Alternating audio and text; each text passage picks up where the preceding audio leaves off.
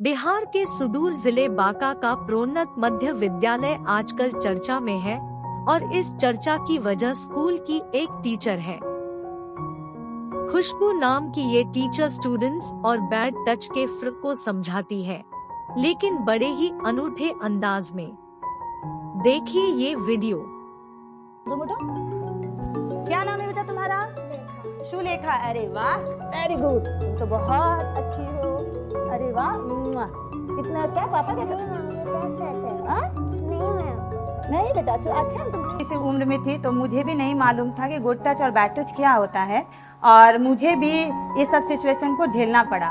जब मैं ट्रेनिंग के दरमियान में सीखी और महसूस की कि सच में जो हमारे मम्मी पापा हमें नहीं बताते हैं, ग्रामीण इलाके से बिलोंग करें या जो भी हमारे शिक्षा में ये शामिल नहीं था, तो और वो सब चीज़ें जब मुझे एहसास हुआ कि बच्चों के साथ बहुत गलत हो रहे हैं, और आए दिन समाचार पत्रों में भी न्यूज़ आता है कि छोटे छोटे बच्चों के साथ 2 साल, 2.5 साल, 5 साल, 7 साल, 12 साल अन्य उम्र के बच्चों के साथ गलत करके और उन्हें बेरहमी से मार दिया जाता है, जिसे सुनने के बाद हमारी रूह भी कांप जाती है। तो फिर मैंने बच्चों को ये बैड टच और गुड टच सिर्फ बताना जरूरी नहीं समझा। सिर्फ बता देने से मैंने फील किया कि मैं जैसे ट्रेनिंग से आई तो मैंने बता दिया कि बेटा ये बैड टच होता है, ये बैड टच होता है, ये गुड टच होता है। उसके बाद जब मैं उसके शरीर के अंगों को छुई तो कोई प्रतिकार नहीं किया, किसी भी प्रकार का विरोध नहीं किया। तब फिर मैंने कहा कि मेरा तो बताना सफल तो हुआ नहीं। सिर्फ ये एज ए बुक में क्वेश्चन आंसर के जैसे होते हैं, क्वेश्चन मैंने पूछा कि क्या क्या बैड टच होता है और बच्चों ने मुझे आंसर कर दिया, लेकिन उन्होंने अपने जहन में उसे उतारा नहीं।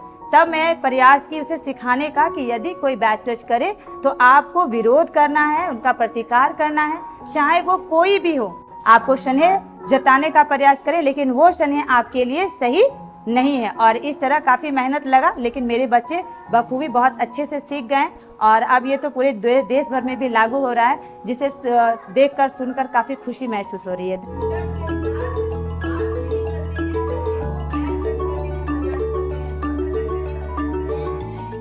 बहुत सारे, जैसे कि अगर नृत्य के द्वारा बच्चों को कोई शिक्षा दिया जाता है तो बहुत सारे लोग ऐसे अज्ञान जो कि कहते हैं कि अब तो विद्यालय नचनिया बन गया है, विद्यालय में सिर्फ नचनिया लोगों को भर्ती किया जा रहा है, ये भारत सरकार क्या कर रहे हैं। लेकिन उन लोगों को भी दोष इसलिए नहीं देना चाहेंगे कि जो जितना जानता है वो उतने ही बोल सकते हैं। हमारे समाज में सभी तरह के लोग हैं, पढ़े लिखे भी हैं और नहीं पढ़े लिखे भी हैं। हमें हमारे समाज से जो चीज़ मिलता है हम दूसरों को वही देते हैं। तो उनकी थिंक ऐसी थी तो उन्होंने अपना प्रतिक्रिया दिया। बस वो चंद लोग थे, ज़्यादातर लोगों ने इसे सराहा और कहा कि नहीं, बच्चों के साथ प्रेम पूर्वक और उनके हृदय को छूते हुए कोई अगर गतिविधि या कोई विषय को पढ़ाया जाए तो बच्चे उसे सहज वातावरण बहुत अच्छे से सीख लेते हैं। बहुत अच्छा। ये कौन सा क्लास? Good touch. ये कौन सा क्लास? Good touch. और प्रैक्टिस करें। हां, अरे प्रैक्टिस नहीं है बेटा, नहीं छूना चाहिए। किसी को नहीं टच करने दीजिएगा। कौन सा बात है?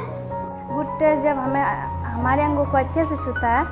कहाँ गुड टच होता है? गुड टच अगर गालों को छूता है तो अच्छे, मतलब उसे गुड टच कहते हैं। अगर हमने नाक को छूता है तो गुड टच होता है, हमारी यहाँ पे भी छूता है तो वो गुड टच होता है। अगर कोई आशीर्वाद दे वो भी गुड टच होता है। Very good. और पिंकी, बैड टच कौन कौन होता है? बैड टच अगर हमें गलत तरीके से हमारी छाती को छूता है, पेट को छूता है, या फिर हमारे हाथ को गलत तरीके से छूता है, और हमारे पीठ को और कमर को और इसके नीचे छूता है, तो इसे बैड टच होता है।